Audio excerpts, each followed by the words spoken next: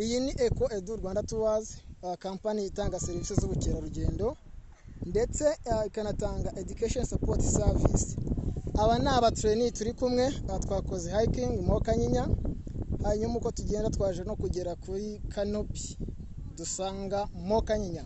Reka mbabaze uko byagenze, ese ko mbona bahagaze kuri Canopy bimeze gute, basi nk'aho basangiza amakuru. Reka nakiro bita Providence atubwira uko bimeze, hiking byagenze gute, kuba hano kuri Canopy niki yasangiza abandi. Provi, welcome.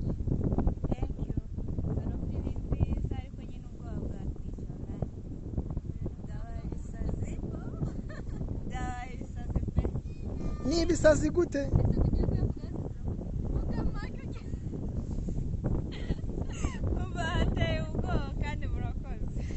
Yo ngo ateye ubwoba disi. Reka niyumvire Keren nawe bimeze biti? Ateye ubwoba ariko nyine uko bigenda ugera kure no kumenyera. Iyi Canopy urayibona gute? Iyi Canopy ikozwe nyine mu buryo bugezweho ariko nyine iri comfortable, ntago wagira ubwoba bwo kuri buka. Reka twumve Jori bimeze biti? Canopy imeze neza. Nawe ufite ubwoba? Buranyishe byatari ako nyine. Turabatumiye namwe muri kampani, ni karibu muzaze murebe ibyiza by'ubukerarugendo. Turakunda cyane. Kelly bimeze bite? Imeze neza. Kampani Canopy nta kitwaye. Umwana yaninyuye niwe watumye ngera hano. Uyu niwe mugite w'ejo hazaza. Urabona nta kibazo afite. Bagiye ngo muraho ni karibu iwacu. Vuga ngo muraho Eco Edu. Vuga ngo ni karibu iwacu.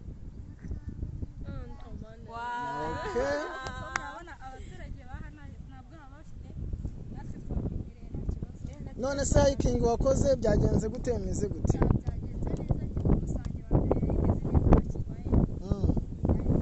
Nta kibazo kabisa. Nta kibazo. Hanyuma ushaka nahita afata ngenge hariya nivugira amagambo. Okay. Nje ushaka kutubwira.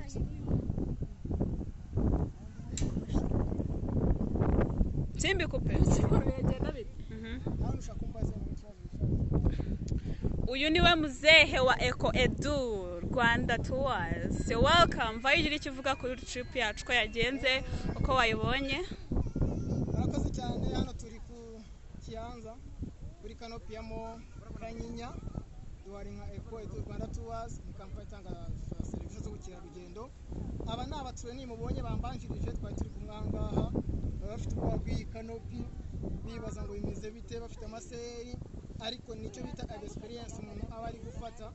Nawe utaraza, nawe uri aho ngaho, ngwino ufata experience. Wow! Turabatumiye cyane.